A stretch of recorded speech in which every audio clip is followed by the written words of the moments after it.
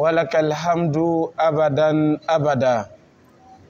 اللهم أنت الحق وقولك حق ووعدك حق ولقاؤك حق والجنة حق والنار حق والنبيون حق ومحمد عليه الصلاة والسلام حق.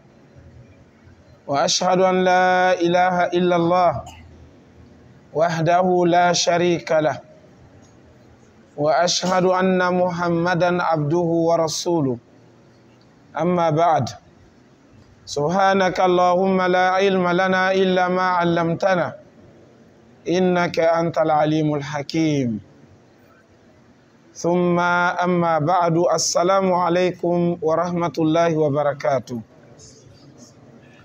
Louange à Allah, Seigneur de l'univers, la paix et la bénédiction d'Allah soit sur le prophète Mohammed sallallahu alayhi wa sallam, sur sa famille, sur ses compagnons et sur tous les musulmans qui les suivront sur la voie de l'islam jusqu'au jour du jugement dernier. Ensuite, nous poursuivons notre tafsir par la permission d'Allah. Et nous demandons à Allah son assistance, qu'il puisse nous accorder la réussite dans ce que nous allons dire de sa parole. La sourate qui est avec nous, c'est la sourate al-Fajr, sourate de l'aube. Et cette sourate, Allah subhanahu wa ta'ala l'a commencé en jurant. Et il a suivi les serments par un rappel du sort des peuples qui nous ont précédés, comment ils étaient et comment ils ont fini, à savoir le peuple Ad et le peuple de Samoud. Et Allah subhanahu wa ta'ala a également parlé de Pharaon avec ses notables, comment ils ont transgressé sur la terre et comment ils ont été anéantis par Allah subhanahu wa ta'ala.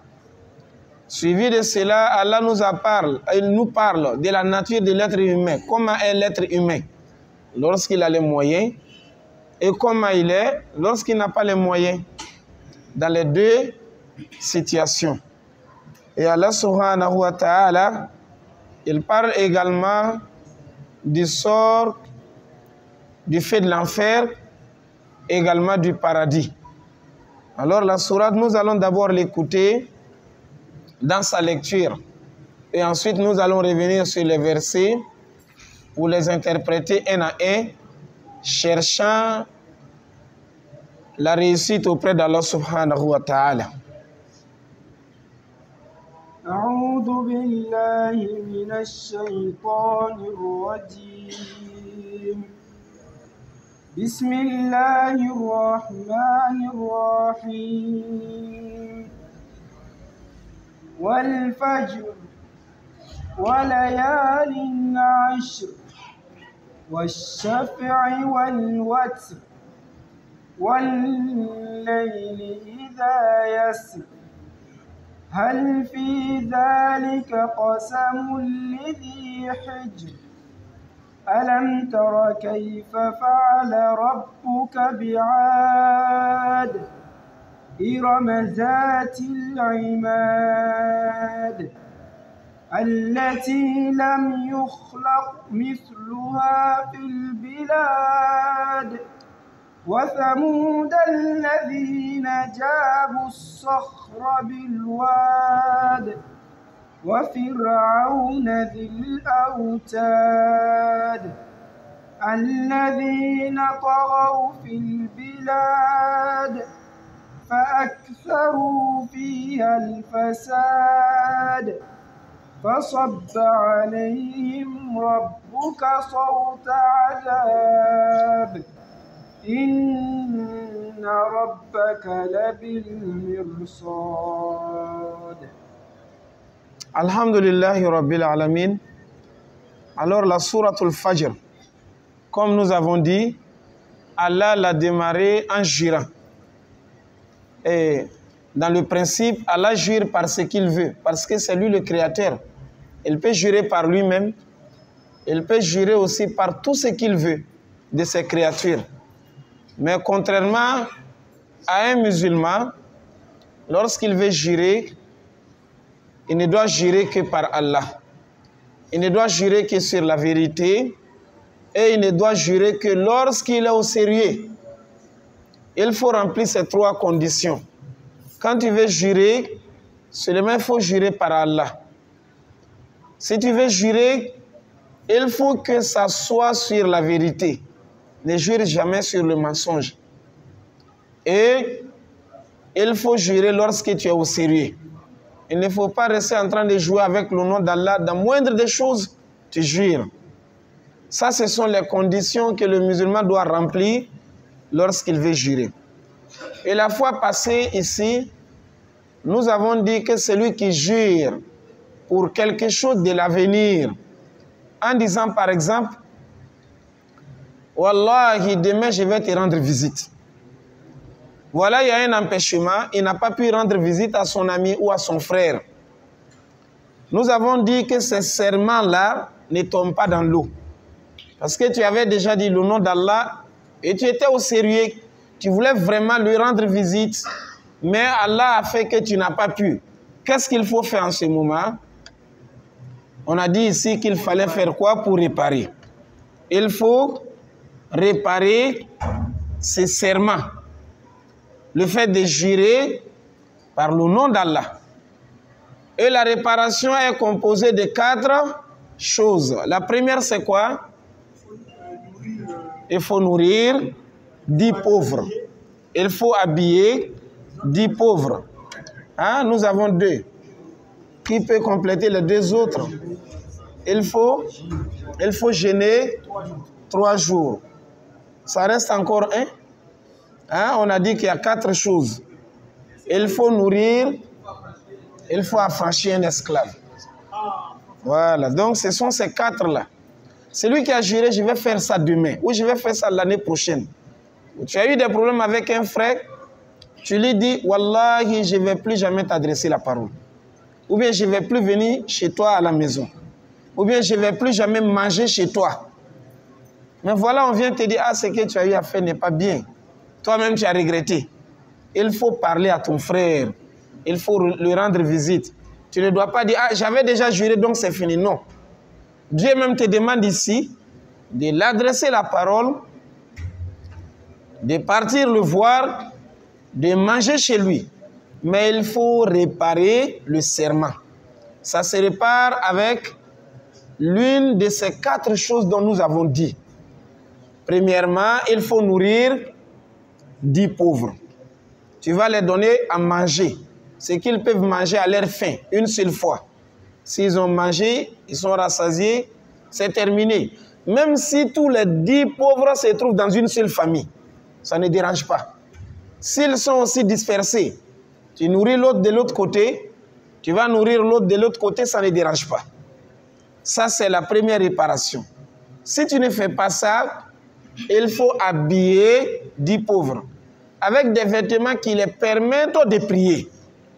Donc, si c'est les hommes, des habits qui les permettent de prier. Si c'est les femmes, il faut que ce soit les habits qui couvrent tout leur corps, qui les permettent également de prier. Ça fait 2. Troisième chose, il faut affranchir un esclave. Il faut affranchir un esclave. Si toi-même tu as un esclave, tu l'affranchis ou tu n'en as pas, tu vas payer pour l'affranchir. Mais il faut noter ici que ce ne sont pas nos esclaves d'aujourd'hui. Les esclaves d'aujourd'hui, là, ce sont les esclaves de coutume, mais pas esclaves de religion. Il faut faire la part des choses. Nos esclaves qui sont là aujourd'hui ne sont pas les esclaves de religion. Les esclaves de religion se trouvaient sur des voies que nous pouvons dire aujourd'hui qui n'existent plus. Par exemple, auparavant, il y avait des gens qui prenaient les membres de leur famille pour aller les vendre. Parce qu'ils sont dans la misère, ils sont dans la pauvreté. Il n'y a pas un moyen, il n'y a pas de solution. Ils regardent là, ils prennent un membre de la famille et ils vont aller le vendre. Il y avait un marché même des hommes. Le marché où on vend les gens, on les achète. À la Mecque même, il y en avait. Souk Oukaz, on vendait les esclaves là-bas. Tu viens, tu vas discuter le prix comme tu payes les moutons là, comme ça que tu vas discuter. Tu l'achètes, tu l'amènes chez toi. Celui-là, il était esclave. Ça, c'était une voie avant l'avènement du prophète. Il y avait encore une autre voie, c'est qu'il y a quelqu'un dans votre famille que vous haïssez, vous ne l'aimez pas. Il est là, vous ne l'aimez même pas, vous voulez vous débarrasser de lui. Vous le prenez également, vous partez le vendre. Comme ce qui s'est passé avec Youssouf. Ses frères ne l'aimaient pas. Ils ne voulaient pas le voir. Parce qu'il avait un lien fort avec leur père. Qu'est-ce qu'ils ont fait? Ils ont décidé d'aller le jeter dans le puits. Quand ils l'ont jeté dans le puits, il a été ramassé par une caravane. Voilà, ils sont revenus pour le vendre. Ils l'ont vendu à un vil prix. Moins cher. Donc ça, c'était encore une voie. On prend quelqu'un parce qu'on ne l'aime pas. La première voie, parce qu'on est pauvre. La deuxième voie, parce qu'on ne l'aime pas. On veut se débarrasser de lui. Ça, c'était l'une des voies. Troisième chose, il y avait des bandits qui partaient arracher les gens. Ils peuvent trouver une femme comme ça, ils viennent l'attaquer. Ils vont ravir son enfant, on l'amène, on va le vendre. Comme la façon ils viennent attaquer les gens aujourd'hui, on prend l'argent là, ou bien on prend le téléphone. Ça s'est passé avec aussi les gens. C'est comme ça que Zaïd a été vendu. Zaïd, l'enfant adoptif du prophète Mohammed, sallallahu alayhi wa sallam, il n'était pas de la Mecque.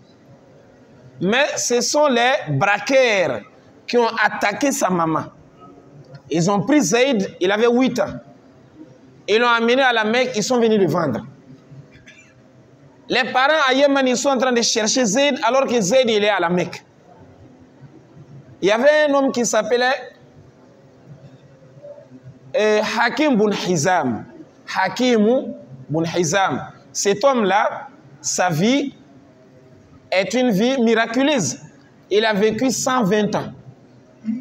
Il a fait 60 ans dans la mécréance. Il s'est converti, il a fait 60 ans dans l'islam. Il est mort. Hakim Bun Hizam. Dans Hakim Bun Hizam, il était familier à la femme du prophète Khadija. Khadija était sa tante. C'est celui-là qui est allé au marché à la Mecque. Il a acheté des esclaves. Il a amené un esclave, il a partagé à sa tante Khadija. Et celui qui l'a partagé là, c'est Zayd. Voilà, Zayd va se retrouver dans la maison du prophète Mohammed sallallahu alayhi wa sallam. Donc lui, il avait été ravi par les braqueurs et on l'a vendu. Donc ceux qui l'ont acheté sont venus encore le revendre à la Mecque. Et Hakim Bun Hizam est venu l'acheter. Hakim, c'est un compagnon qui a même des hadiths.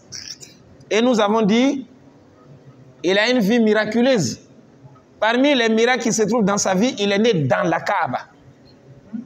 Il n'est pas né dans la mosquée seulement, hein, dans la Kaaba, dedans là-bas même.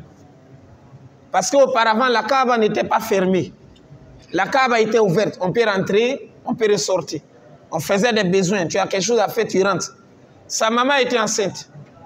Elle est venue, elle est rentrée dans la Kaaba, dans la petite maison là même. Elle reste là, voilà, c'est le ventre qui commence à déclarer. Elle n'a pas pu sortir. Donc tout de suite là, ici, ils ont aménagé la place. Donc l'endroit l'a permis déjà d'accoucher dans la Kaaba. Donc Hakim Bun Hizam est né dans la Kaaba. Ça fait partie des miracles qui se trouvent dans sa vie.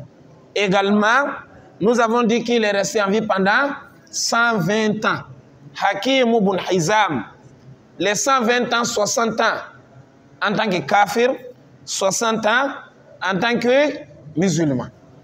Donc c'est celui-là qui avait acheté Zayd.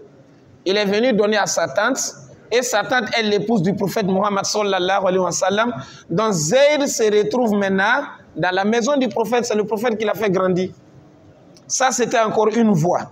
On a déjà cité combien? 3. On est pauvre. On a besoin de manger, il n'y a pas à manger. On va vendre quelqu'un. Ça, c'était une voie. Et encore quoi? On n'aime pas quelqu'un, on le haït. On le prend, on va le vendre. Ça fait 2. Il y avait aussi des braquets qui ravissaient les gens, ils viennent les vendre. Ça fait 3 voies. 4e voie, il y avait encore, s'il y a une guerre qui a opposé un camp à un autre. Voici les musulmans, voici les non-musulmans. Ils se sont attaqués. Si les musulmans ont combattu les non-musulmans, ils ont tué certains. Certains ont été capturés. Ceux qui vont capturer là, ceux qui vont prendre vivants, ils sont des esclaves. Si les mécréants aussi prennent des musulmans, ils sont des esclaves. Ou bien s'il y a la guerre entre les chrétiens, ça se passait aussi entre les chrétiens, c'est-à-dire les hommes de livres, et les idolâtres, les adorateurs du feu par exemple. Entre les Perses et les Romains, ça s'est passé. Donc, s'il y a un camp qui a eu la victoire sur l'autre, qu'est-ce qui va se passer? On a tué un tel, les autres fuient. Quand ils vont fuir, ils vont abandonner des enfants, ils vont abandonner des femmes. Donc, le camp qui a gagné va récupérer ces gens-là. Ils sont des esclaves. Ça, c'est déjà 4 voies dont nous venons de citer. 5e voie, alors voilà, ton père a acheté un esclave. Ou bien, ton père était parti en guerre, ils ont eu des esclaves, ils ont partagé. Il a des esclaves chez lui. Parce que les esclaves également étaient considérés comme une richesse. Tu as beaucoup d'esclaves, donc tu es riche. Donc si ton père, c'est-à-dire le parent que tu as hérité, il avait des esclaves, lui il est mort. Maintenant, on va partager l'héritage, non? On va partager les biens. On partage aussi les esclaves. Donc tu pouvais avoir aussi l'esclave à travers l'héritage. Donc ça, c'est 5 voies dont nous venons de citer. Ce sont ces voies-là qui permettaient aux gens d'avoir des esclaves. Mais lorsque le prophète Muhammad sallallahu alayhi wa sallam est arrivé, Allah a interdit toutes les 4 voies. Vous êtes pauvre, vous vendez quelqu'un, haram. Vous n'aimez pas quelqu'un, vous le prenez à le vendre, c'est haram. Et encore quoi? Hein? Aller ravir des gens avec la force. Ça aussi c'est haram. Hein? Quelle voie encore? La guerre. Voilà, la guerre, c'était la seule voie qui était autorisée. Hein? La seule voie, après l'avènement du prophète qui était autorisée, c'était lors des djihad. C'était lors des djihad. Parce que les mécréants ne cessaient pas d'attaquer les musulmans. Le prophète, on avait tenté à le tuer à la Mecque. Il a quitté la Mecque, il allait à Médine. Ils ont déclaré la guerre encore pendant qu'il est à Médine. Donc la guerre n'a pas pris fin. Tant que la guerre n'a pas pris fin, alors on va toujours continuer à capturer les gens. Et quand on les prend, ils sont des esclaves. C'est l'unique voie qui a été valorisée. Et maintenant, à travers cette voie, si par exemple papa meurt, il laisse des esclaves, les enfants aussi vont hériter, c'est légal. Donc ça, c'était les voies à travers lesquelles on trouvait les esclaves. Mais les esclaves qui sont avec nous aujourd'hui là, et ils ne sont pas des esclaves considérés en islam. Ce sont les esclaves de nos coutumes. Dans le village, par exemple, on voit qu'un tel, il a une bonne voix, ou bien il a un courage. S'il y a des événements tels que le mariage, le baptême, on le confie, on dit, toi, va informer les villageois. Il faut aller aussi dans les villages environnants. Il se déplace, il va, il fait la commission, il revient. On l'a connu pour ça. S'il y a quelque chose, on vient, on l'appelle, on le confie. Après, on dit, ah, ils sont nos esclaves. Donc, c'est arrivé dans des voies comme ça. C'est nous-mêmes qui avons créé. Et il y a une grande différence entre les deux esclavages. Les esclaves de la religion avant, c'était des esclaves dont leur esclavage est limité à eux-mêmes. C'est-à-dire, tu trouves un homme ici, il est esclave, mais son frère n'est pas esclave. Son père n'est pas esclave. Mais les esclaves de coutume que nous avons, parce que papa était esclave, l'enfant est esclave. Les esclaves de coutume, c'est comme ça. Il y a même des noms, lorsque tu dis le nom là, on dit, ah, ils sont des esclaves. Donc, à travers le nom seulement, il est esclave. Donc, chez nous, c'est dans le sang, c'est dans la famille.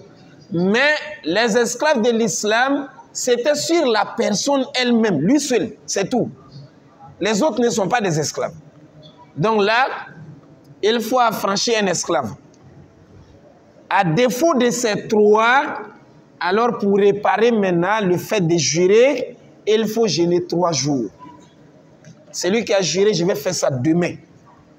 Mais celui qui a juré, il est en train de vendre ça. Un client vient. Lui, il a dit ça là, ça coûte 150. Le client lui dit, ah moi, je vais acheter à 100 francs. Il dit, Wallahi Bilay, moi j'ai acheté à Dubaï à 100 francs, je ne peux pas revendre à 100 francs. Alors qu'il avait acheté à 50 francs. Il a menti. Et il a juré par le nom d'Allah. Est-ce qu'il faut réparer ça? Nous avons dit ici non. Ça ne se répare pas. On appelle ça al-yaminul ghamous. Yaminul ghamous veut dire le serment qui peut te faire plonger dans l'enfer. Tellement c'est grave.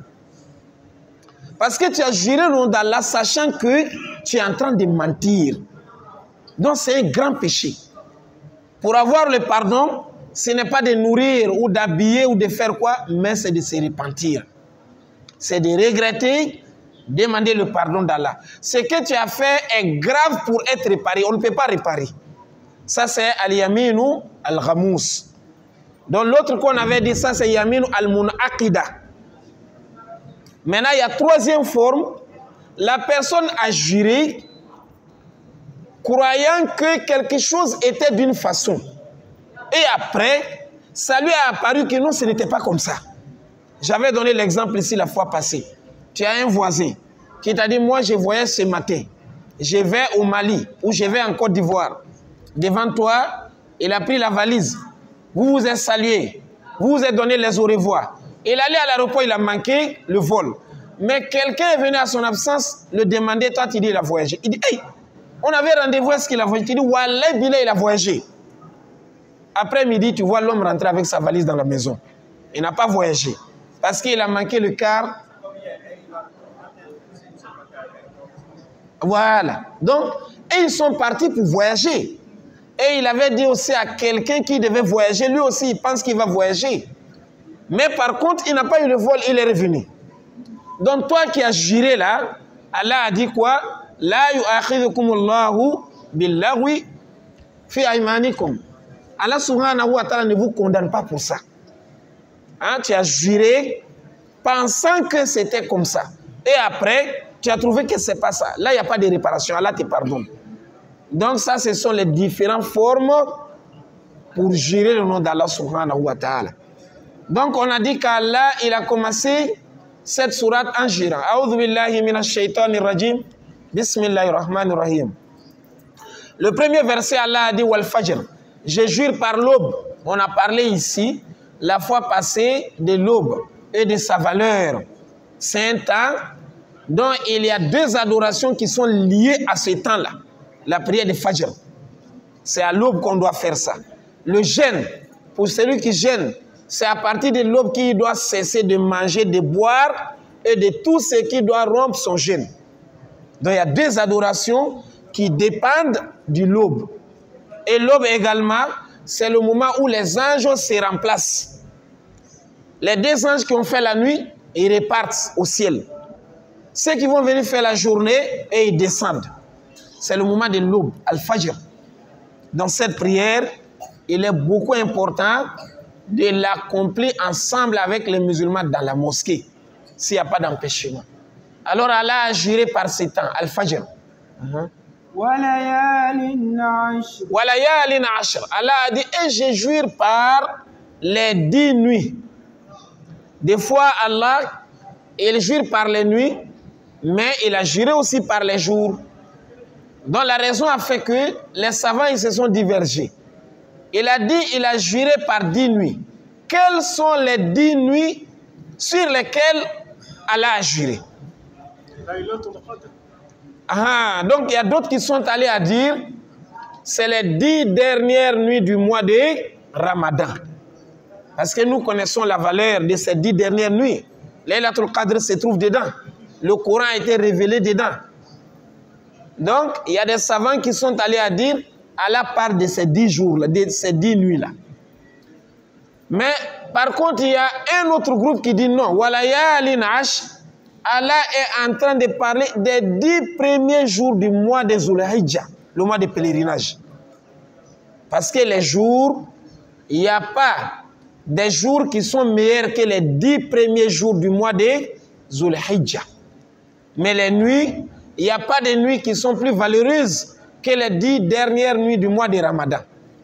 Donc il y a d'autres qui sont allés à dire non, Allah est en train de parler des 10 premiers jours du mois de Zul Hijjah. Parce que ces jours-là aussi sont valeureux.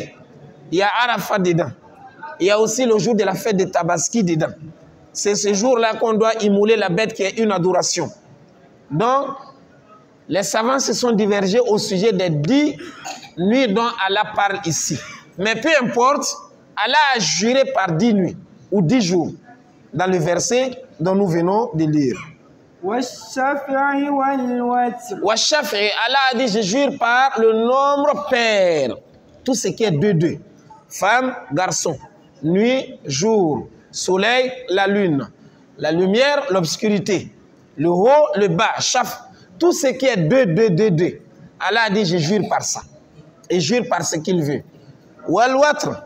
Allah a dit, je jure encore par ce qui est impair. Impair, lui-même Allah. Lui-même, il est seul. Il n'a pas d'associé. Il n'a pas de femme, pas d'enfant. Il n'a pas de frère. Il n'a pas de soeur. Pas de père, pas de mère. Allah a dit, lui, il est seul. Et le messager d'Allah, il nous dit, Inna Allah witrun wa yuhibbu witra. Allah, il est seul. Allah, il est impair. Il aime ce qui est impair. Voilà pourquoi, quand on finit la prière, on prend un seul raka pour clôturer. Et lorsqu'on est en train d'invoquer Allah, la plupart de nos invocations s'arrêtent sur un homme impair.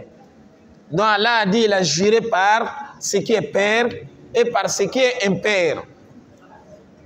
Wallayli, Allah a dit, je jure par la nuit. Idha yasr, lorsque la nuit s'écoule, lorsque la nuit marche. Sara, yasiru, sir, c'est marcher. Donc Allah a dit, il a juré par la nuit, lorsque la nuit part. Lorsque la nuit va s'en aller, et la fois passée, on a eu à dire ici que les savants disent la source de ces 2 temps-là, c'est la nuit. La nuit qui est la source. C'est la nuit qui était là. Maintenant, c'est le jour qui vient pour intervenir à son tour. Et après encore, il va partir. Et le dalil à cela, on a dit, Allah a dit dans Sourate Yasin, wa ayatul lahumul laylu naslakhu minhu nahara. Il y a un miracle pour eux, la nuit. Moi, Allah, je tire de cette nuit-là la journée.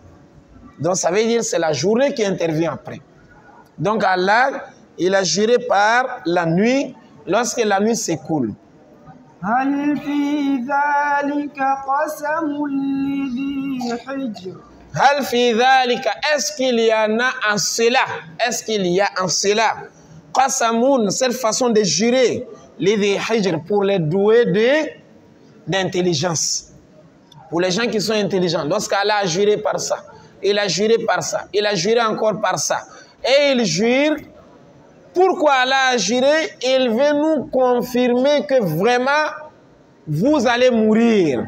Vous serez ressuscité et vous serez récompensé. Il n'y a pas de doute. C'est pour cela qu'Allah a juré, pour confirmer. Allah, pour parler à l'humanité, aux hommes, est-ce qu'il a besoin de jurer? En temps normal, Allah n'a pas besoin de jurer. Mais il jure pour la confirmation. Parce que l'homme sérieux, lorsqu'il voit un autre homme sérieux en train de lui parler, en disant « Wallahi billahi, je te dis que c'est comme ça », il va prendre ça au sérieux. Combien de fois si Allah lui-même a juré? Donc voilà pourquoi il jure, pour nous confirmer ce qu'il est en train de dire. Donc il dit, vous serez morts, vous serez ressuscités, vous serez récompensés. Maintenant, le fait qu'Allah a juré là, est-ce que cela sert de leçon pour les gens qui sont doués d'intelligence? On dit bien sûr. Ça sert de leçon lorsqu'Allah a juré avant de dire quelque chose. Alam tara kayfa fa'ala rabbuka bi'ad. Alam tara kayfa, tu n'as pas vu, alam, n'est-ce pas? Tara, tu as vu, kayfa, comment, fa'ala, a fait, Rabbuka, ton Seigneur, bi'ad, au peuple de Ad. Est-ce que toi, Muhammad, avec ta communauté, vous n'avez pas reçu l'information de ce que Dieu a fait au peuple de Ad? Le peuple Ad, leur prophète était qui? Le prophète de Ad, c'était Houd. Houd, alayhi salam, c'est le prophète qu'Allah a envoyé au peuple Ad. Le peuple Ad également était un peuple arabe têtu, qui disait même, nous on est plus fort que tout le monde. Toi, Houd, tu nous déranges. Donc Allah, il a châtié ce peuple-là. فَأَمَّا ثَمُودُ فَأُهْلِكُوا بِالطَّاغِيَةِ وَأَمَّا عَادٌ فَأُهْلِكُوا بِرِيحٍ صَرْصَرٍ عَاتِيَةٍ. Allah a envoyé un vent glacé. Ce vent-là est venu s'assouffler sur eux. سَخَرَهَا عَلَيْهِمْ سَبْعَ لَيَالٍ, pendant 8 nuits. وَثَمَانِيَةَ أَيَّامٍ, et pendant سَبْعَ لَيَالٍ, pendant 7 jours. Aidez-moi à m'en sortir. Sab'a layalin, pendant 7 nuits. Wa thamaniyata ayyamin, et pendant 8 jours. 7 nuits, 8 jours. Le vent ne s'arrête pas. Ce vent-là soulevait les gens. Tu vois, un homme, c'est comme un papier qui est en train de balancer dans la nature. Après là, la personne va venir tomber sur terre. Sa tête va se retrouver à sa place. Le pied aussi de l'autre côté là-bas, la main va se retrouver de l'autre côté. Allah subhanahu wa ta'ala a dit, lui il a châtié ce peuple-là pendant 1 semaine. Le vent ne faisait que souffler. فَتَرَى الْقَوْمَ فِيهَا صُرْعًا كَأَنَّهُمْ أَعْجَازُ نَخْلٍ خَاوِيَةٍ. Donc tu vois l'homme, il va venir tomber, c'est comme un arbre. Une branche est partie là-bas, une branche est partie de l'autre côté. Il a châtié le peuple Ad. Et il nous a raconté leur histoire. Le prophète Mohammed nous a raconté leur histoire. Allah a dit, est-ce que vous n'avez pas entendu parler de ce peuple-là? Bien sûr, on a entendu parler du peuple Ad. Irama, ici, c'est le nom de ce peuple. Irama, c'est le nom de ce peuple. D'autres disent que c'est le nom de leur village qu'on a collé au peuple.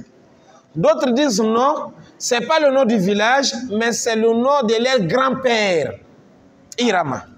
Donc on a pris ce nom-là, on a collé au peuple. Donc le peuple Irama, Zatil Imad, qui avait des colonnes. Ils fabriquaient des hangars avec des longs poteaux. Parce qu'eux-mêmes, ils étaient grands. Ils avaient la taille, ils avaient la forme. Ils avaient la force. Donc, lorsqu'ils bâtissaient leurs hangars, leurs tentes, c'était avec des longues colonnes. Leurs maisons également, c'était des grandes maisons. Allah a dit, Zatil Imad.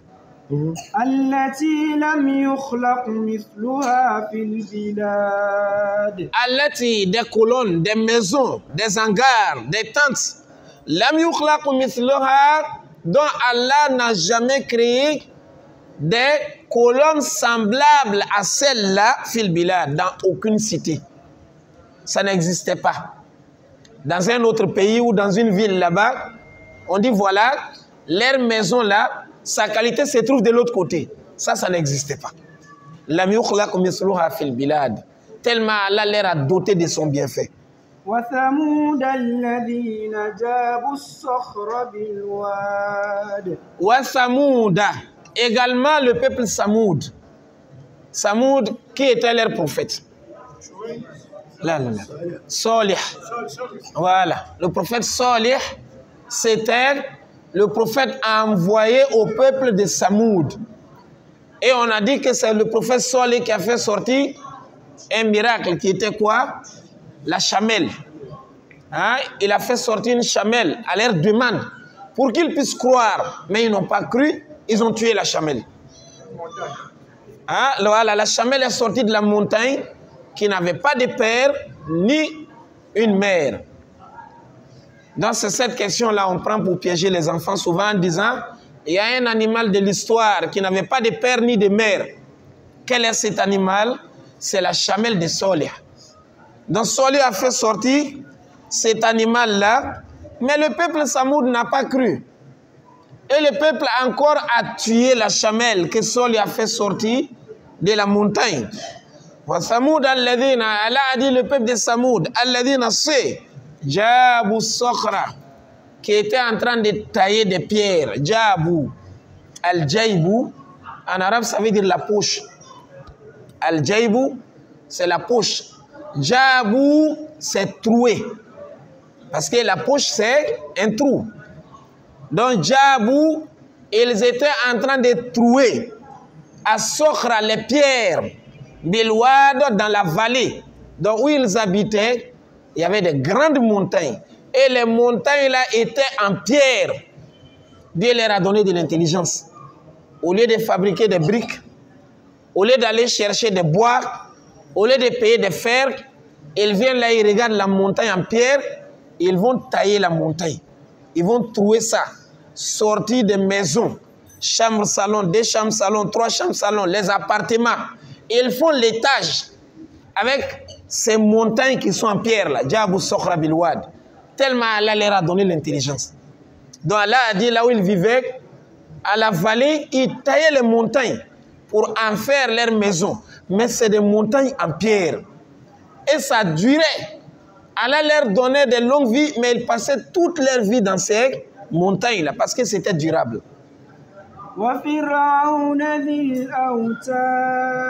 Voici encore un rebelle qui est Pharaon. Pharaon, Allah l'avait donné l'autorité sur quel pays de nos jours? Égypte. Hein, qui est appelé en arabe par Misra. Donc lui, il était à Misra. L'Égypte, là, c'est un vieux pays. C'est un pays qui date. Voilà pourquoi même dans le Coran, le nom Misra qui est là-bas. Hein? Lorsqu'ils ont dit à Moussa alayhi salam, Udu lana rabbaka yukhrij lana mimma tunbitul ard min baqliha wa qithaiha wa fumiha wa adasiha wa basaliha qala atastabdiluna alladhi huwa adna billadhi huwa khair ihbitu misran. D'autres ont dit le nom Misra là, c'est le même Égypte là qui est là. Mais Misra en arabe ça veut dire la ville. Misra ça veut dire la ville. Misra ça veut dire la ville. Et c'est le nom de ce pays. Donc lorsqu'Allah utilise le mot Misra dans le Coran, il y a des savants qui disent qu'il parle de ce pays là même. D'autres disent non, il parle seulement de la ville. Donc peu importe, le nom quand il est utilisé dans le Coran, si tu utilises ça ou ça ne dérange pas. Donc Pharaon, il était le roi de l'Égypte. Et il a régné sur ce pays en faisant le désordre. Donc il est le temps, on prend le dernier verset là. Fa'aktharu fiha al-fasad. Et ils ont, c'est ça non? Alladhina taghaw fil bilad, ceux qui ont transgressé dans les pays. Il a parlé du peuple Ad, du peuple Samoud, et il a parlé aussi de Pharaon. Tous ceux-là, c'est des gens qui ont transgressé, qui ont fait le désordre sur terre. Mais Allah a fini par les anéantir, par les punir, par les détruire tous. Il raconte ça dans cette sourate. Donc, la transgression, l'injustice, Allah ne garde pas ça pour attendre le jour du jugement. Quand tu fais du mal à tes semblables, Allah va te punir d'abord ici. Comme ces peuples-là. Ils ont fait du mal aux gens ici, Allah les a châtiés ici. Le prophète Mohammed a dit, il y a 2 péchés. Lorsque tu demeures sur ces péchés-là, Dieu n'attend pas le jour du jugement. Quelqu'un travaille chez toi, tu ne le payes pas. C'est l'injustice. Tu insultes quelqu'un, il ne t'a rien fait parce que tu es plus fort que lui. Tu enfermes l'autre parce que tu as des relations, tu as les moyens. Lui, il n'a rien. C'est l'injustice. Inni haramtu dhulma ala nafsi wa ja'altuhu bainakum muharraman. Allah a dit lui-même, il ne fait pas l'injustice. Ne faites pas l'injustice entre vous. Quand tu fais ça, le prophète a dit, Allah commence ici d'abord. Tu ne vas pas bien finir. Et le jour du jugement, il va te récupérer encore. Comme ce qui s'est passé avec ces 3 peuples. Deuxième péché, c'est lorsque tu vas être méchant avec tes frères et sœurs. Tu vas couper le lien qui est entre toi et tes frères. Ça aussi, ça n'attend pas le jour du jugement, comme le prophète Mohammed sallallahu alayhi wa sallam a dit. On demande à Allah de nous accorder une autre occasion afin de continuer avec cette sourate. On n'est pas pressé, on va pas à pas. Le peu qu'on arrive à faire, l'essentiel c'est de comprendre, Inch'Allah. L'essentiel n'est pas de finir le Coran, mais de comprendre le peu qu'on est en train de faire. Wa sallallahu ala Muhammadin wa ala alihi wa ashabihi wa sallama tasliman kathira. Wassalamu alaikum wa rahmatullahi wa barakatuh.